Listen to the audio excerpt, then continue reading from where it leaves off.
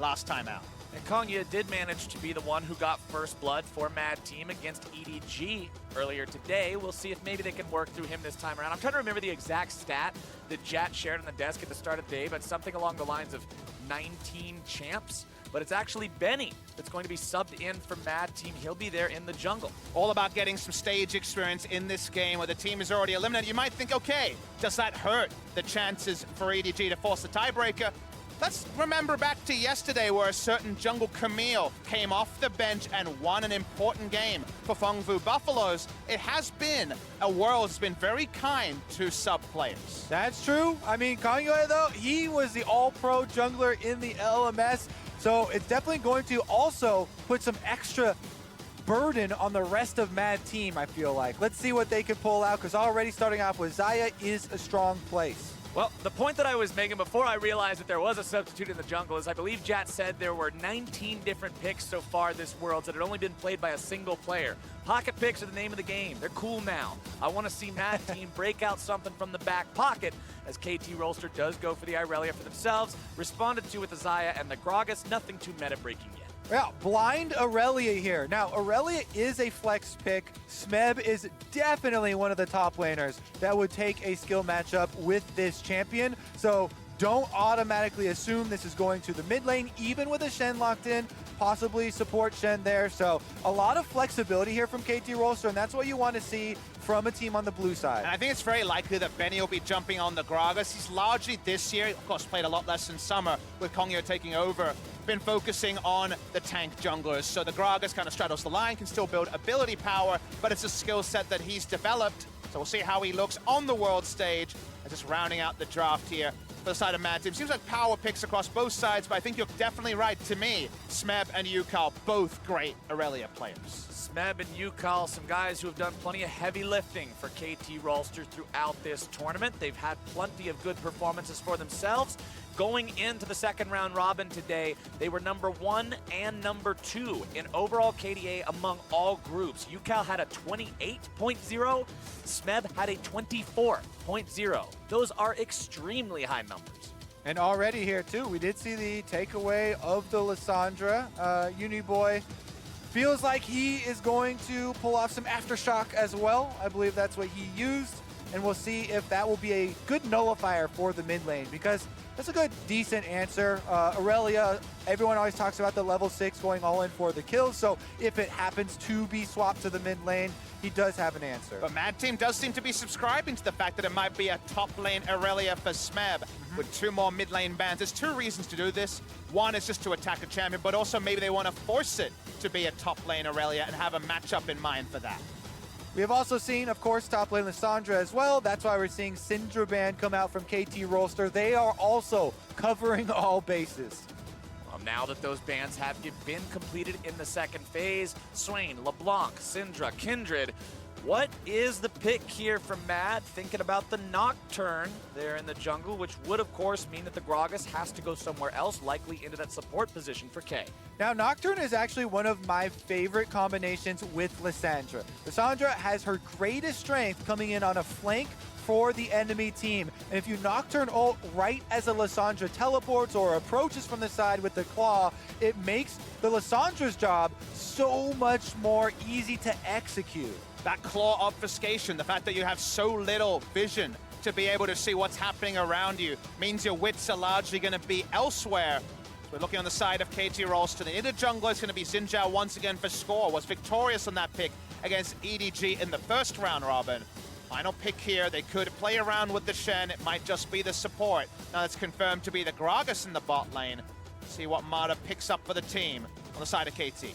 One more to go, and with Sion being the lock-in, you would assume, yes, it is the Shen support, unless Sion's looking to kick around some minions there in the bottom lane. Highly doubt it. I wonder if it'll be the mid lane Sion. That's my interesting question here. Notice that we do have the Camille locked in, and the split push pressure of Wunder was a big highlight earlier in the season. So let's see how this one goes here. Exactly. I saw them rushing into the Camille pick here. Oh, Sion, great. Let's do the Camille. Let's do the split push. Swap that sucker up to laying in the top side. However, KT Rolster, not so quick there. Yukal holding on to this one for now. Sometimes you want want to hold on a little bit longer. You didn't need to lock it in instant, but feeling confident. We'll see if we get that confirmation. Coming down to 20 seconds on this time. 20 seconds left, and that means Irelia's top. Sion is mid here for the side of KT Rolster. This team that can still finish this group 5-1. This team that can still walk away with that first seed right here. I am incredibly excited to have the opportunity now for a carry v carry matchup here at Worlds. We have had plenty of tanks, a full roster, but now we've got Liang versus Smeb, Aurelia versus Camille.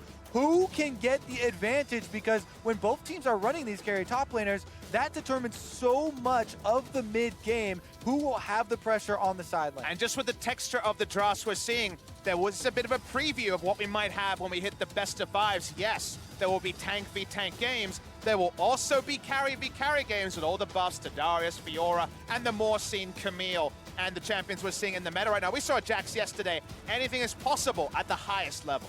And you said that you wanted to see creativity come out from Mad Team. We wanted to see them try something different here in this final game they'll be playing at Worlds 2017. And specifically what I want to see is Mad Team try to get ahead. I mentioned when we saw KT up against EDG, they've spent barely any time in a big deficit so far at Worlds. And if you can put them there, maybe they won't know how to get back. Maybe that's your win condition here for Mad Team, trying to find that first win. This has also got to be such an exciting moment here for Benny. His first game on the world stage, getting to participate with the rest of the squad versus one of the world's very best. KT Rolster, you cannot buy experience like this.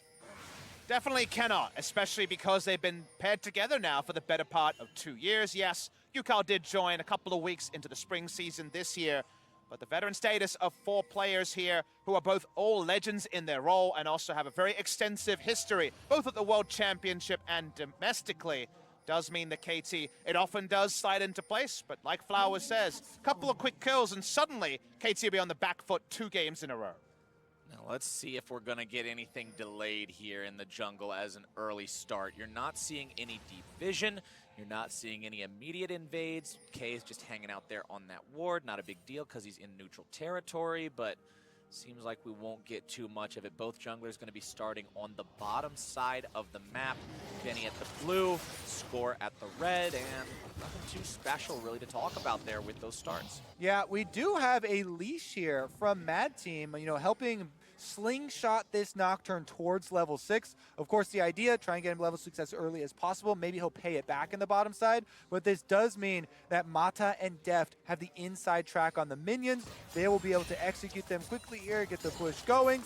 It looks like Breeze will quickly answer, and we see the very classic by now, almost standard jungler through the bottom side, up to the Scuttle Crab.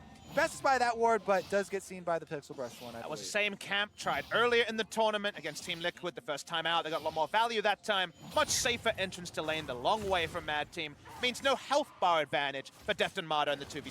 Yeah, Mad Team really making sure they respect that probability that there's going to be Score pathing through there early on.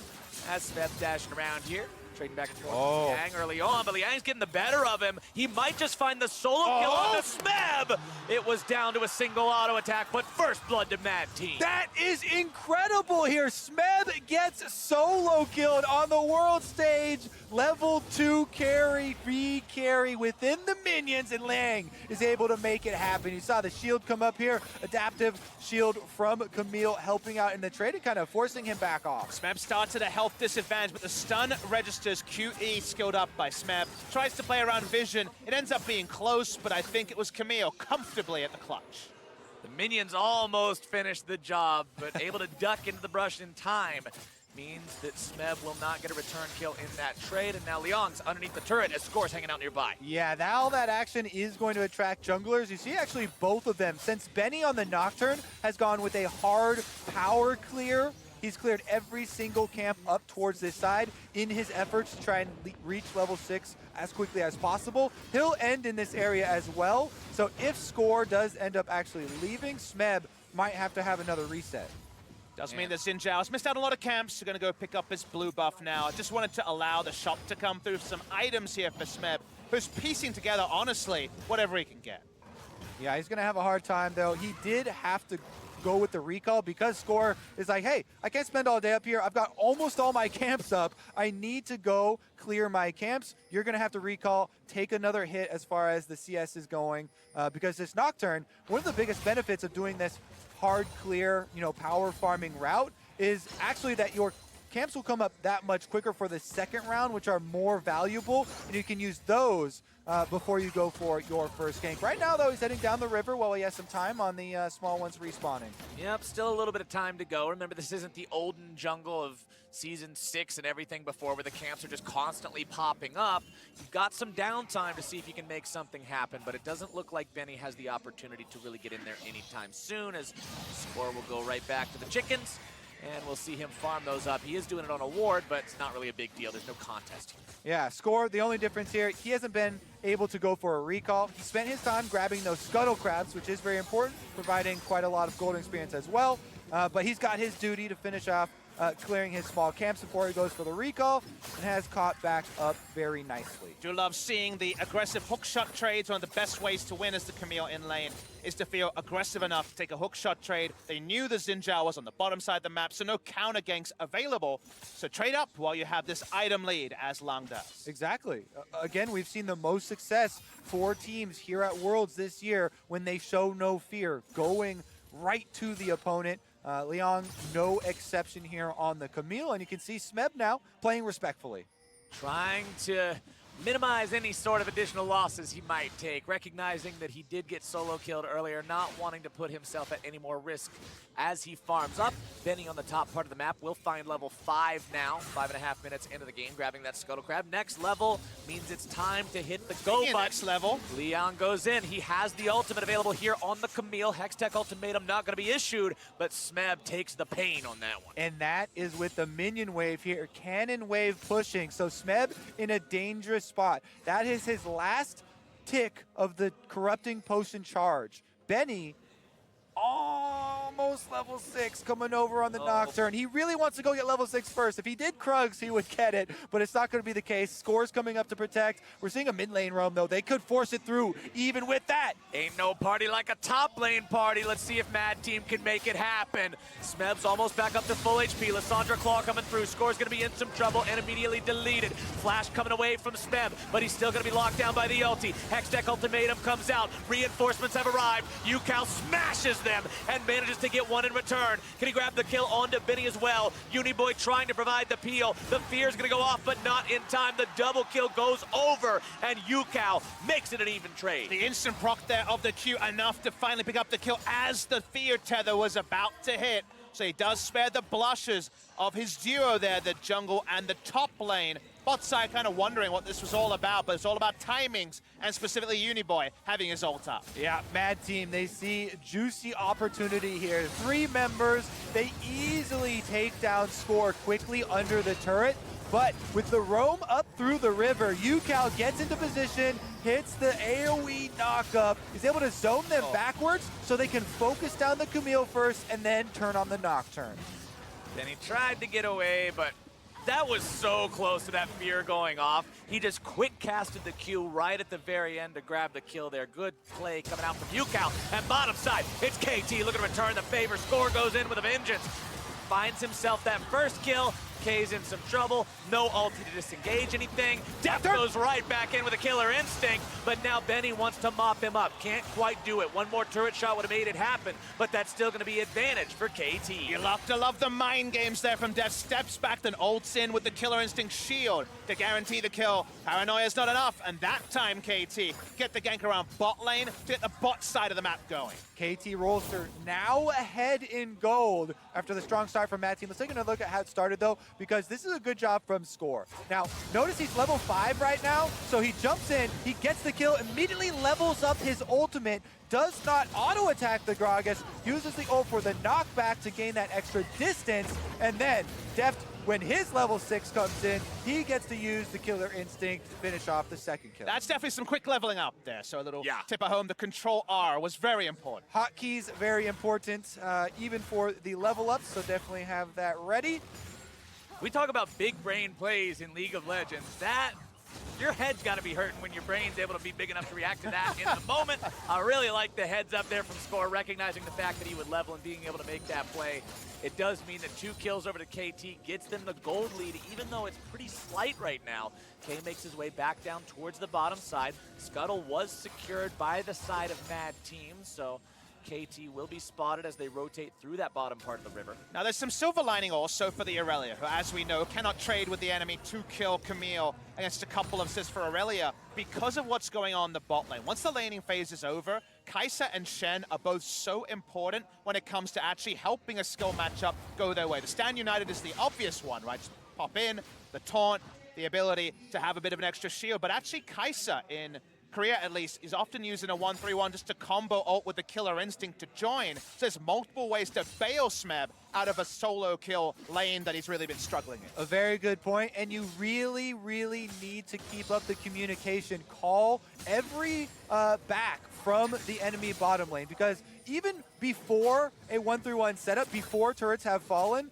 if you get the early recall on the Kai'Sa, you can even go through lane and go for one of those ganks for your top laner. It's rarely seen to gank for the top laner as a marksman, but pulling in that lane swap can have huge rewards as well. Currently, though, on the bottom side, Score making another pass. And remember, if you try to go on to anybody on KT that is not named Mata, Stand United now stands ready, and that means they have so much extra protection power as bottom side, it's both junglers. There's 4 control wards they're ready and to go. Benny in vision here, so the vision advantage for KT is immense. Score could jump in here over that wall. See if Benny can get out. Damage coming through there. Wind becomes lightning, slows him on down. Nice cast to try to save him, but Deft still has the final shot. This switch in focus from KT after the solo kill on top side and the maybe successful follow-up there on the tower dive has really been the key for them. Returning down bottom once again, they invade on Benny, and they take it to the Nocturne before the Nocturne can make the offensive play. And let's talk about how important it is to have a control ward line down the river and the brush control on the bot side of the map. That means that Yukal can do his best Galio impression and ult down the river at any moment. So he'll just duck down the bot, he'll kite down bot after clearing the wave, and then you are so immensely scared that Benny is called in for a counter gank, but even that is in vision of KT. Biggest indicator when you're looking for a team's next step is to follow the control wards. Where do the wards point you? And that is the way to the next objective. First turret bonus gold does go down for KT Rolster on the bottom side. And that is the 6th out of 6 games that KT has got first turret here in the group stage. This team's control over early objectives has been rather immaculate at this point, and they've got themselves a 2,000 gold lead because of it. They've got themselves in another major lead because of it, which, as I stated in the game against EDG, they've had for about 2/3 of their total time on Summoner's Rift during the group stage. And that means, compared to Afrika, who might be in bailout, our top lane carry perspective, when you are blessed to have Deft and Mata on the bot side, when you do have other options to play around, you can make counter plays. But Mad Team's top laner is where their gold is largely centered, and he's on the prowl for now. Yeah, they have control wards of their own, and they're placed around the mid lane. A lot of Mad Team lying in wait, looking for this Scion. But that's a Scion, Kobe. That's a big old meatball. And the thing is about trying to kill meatballs, it's really hard. I don't know how well that's going to work out. Also true if they're hugging the turret here. Yukal with some intelligent play, not risking anything. There's no need for him to step up to the minion wave versus Alessandra, not accounting for the rest of the team. You can definitely tell the communication going through, and the ability of KT Rolster here to keep track of the enemy opponents when they are not revealing themselves within their own lanes. And they've really become strong at knowing where they're weak and knowing where they have power. And that's an important thing. You see Smeb just chilling in a brush. He understands he can't contest wave against Camille. Same thing about Yukal, and it's map read to not walk up with 4 members of Mad Team on the prowl. They're doubling down on bot side control, 1 control ward around the blue buff, but otherwise KT just looking for ways to grow what is at the moment about a 2,500 gold lead. KT with a stranglehold over the bottom jungle and Mad Team right now. So many wards being placed down. Liang, the strong point of Mad Team, as you've said. Benny's here on the top side to maybe facilitate some sort of a dive. This is the only part of the map they're strong in. They're looking to build that strength even further, and they'll find the kill on the Smeb. Nice stun right there off of the turret coming through. Benny clearing the ward, and they instantly pull the trigger after they finish it. That should be a tower in answer for Mad Team. Most people might be surprised by how early the Nocturne ult was and the fact that it was under turret, but remember, that denied the Shen from joining in to try to help the health bars under a turret. You think about Shen coming in, the dodge field is going to be deadly against Camille and Nocturne. Then if you end up getting hit by the Aurelia ult, you're disarmed. So needed to be proactive around that play, did Mad Team. Quick decision making goes such a long way versus a team with reactive ultimates like Stan United. And now Score has taken the opportunity to grab the first Drake of the game here for his team. There was no rush on that one. Mountain Drake #1 will come into more use later on in the game, but we're still only 14 minutes in, so it's not like Baron's alive. It's not like big turret pushes are going to come in from either side all the way down marching towards the base. Instead, it's just UCal and Uniboy farming up here in the mid lane. UCal slightly behind in terms of farm, but man, he's a Scion. It's okay to fall behind a little bit. You're still going to be so useful in all these fights. It's okay for him because he can rely on Deft. 2 kills and a large CS lead for the Kai'Sa on KT Rolster. Meanwhile, though, for Mad Team, yes, they are behind, but they're not so far behind that they still cannot find success through this Camille in the side lane. Liang, level 11 now on the Camille, trying to continue split pushing. Meanwhile, in the jungle, though, we're still trading with a couple supports here as Kay taking the blast cone over with Mata. Mata gets himself away with the blast cone. Kay goes over the wall, but he's like, no, I really don't want to hang out here. This doesn't seem like a very cool place. I'm not very welcome. And Shelly is quickly going to be evicted from her Riverside home as KT decide they want some more pushing power here in the mid-game. They'll pick up the Eye of the Herald, and we'll see where they decide to drop. Good timing on the start there from the side of KT. Uniboy was on a back. Camille, who has most of the gold for Mad Team, was down bot lane, so wasn't going to be a contest. They continue to push along to KT Rolster. Want to find a way to take this top lane turret, and that's why so much vision has been placed around this quadrant. Yeah, KT really wants to finish up the second outer turret here before the Camille Trinity Force comes in. This is going to be much easier for Liang to get to this power spike than Smeb. Smeb trying to catch up, still very much trailing. And once that does come through, it can really, open up this game. Look at the individual gold difference here. Almost 14,000 just between these two. And when they're the same archetype of character, when they're both 100. the fighter, when they're both the fighter diver and they're both building the exact same items, it quickly turns into a you versus the guy she tells you not to worry about situation with the inventories. As Smeb's just like, man, I wish I had those same items. He's doing the same thing, he's just not doing it as well right And the only way that KT can continue to build what is a slender gold lead is to play elsewhere than Smeb, so unfortunately has to continue just taking what feels like a dog matchup. He just has to deal the best he can when he's outgunned by both the roams and also the 1v1. UCal sparing the blushes for a little bit, but until the Infernal Drake spawns, everyone's playing topside from KT. It really does do so many interesting things to the game when, yes, overall KT Rolster have this big gold lead. However, individually, if you can isolate it to just those two champions, Camille versus Aurelia, that would be where Mad Team could look to make a play, and currently is going to get some alone time with this turret. And honestly, the KT lead, it's not super huge. It's about 1,000 gold, which was where the EDG versus KT matchup also was for a very long time in the early mid-game. Junglers heading down bottom. If they make a play in this area, that is the best possible opportunity for Mad. See if Score forces it. All right, give me that 2v2 action. Let's see it here. Smeb's still defending. Score behind him, ready in case the dive comes in.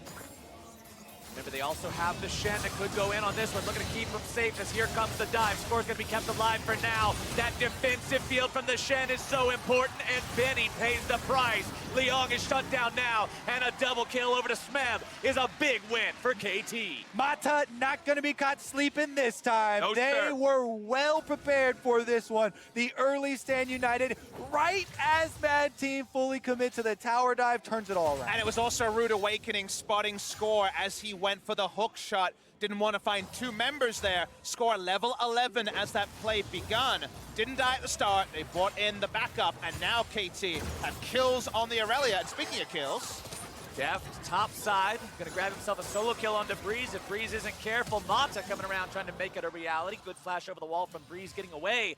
But Score, this guy in the jungle for KT, you pick the Zins out to have success in the early game, and he's at 100% KP from plays like this. and when people talk about pathing junglers, they talk about Score because he knows to be in the right spot. The stun does register mid-hook shot.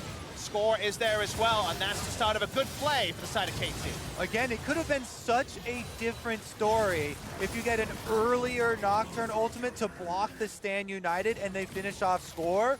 But with the communication here and the timing on KT, Mata gets the Stand United off, and that means KT actually get a win on what would be their only weak part of the map. The scary part is it's a bit of a 1-2, maybe even a 3-punch when we talk about the Rift Herald, because the lead in the other parts of the map, we already talked about how at the time Aurelia was behind, was only going to be felt on the next back from Deft when he finished his Stormrazor and also the Rage Blade for a duo of things. Now the kills are there, the Trinity Force there for the Aurelia, and what about a mid lane turret to be the cherry on top? Mid lane turret over to KT, and I joked around earlier about the inventory difference when they wanted the same thing from the top laners this game.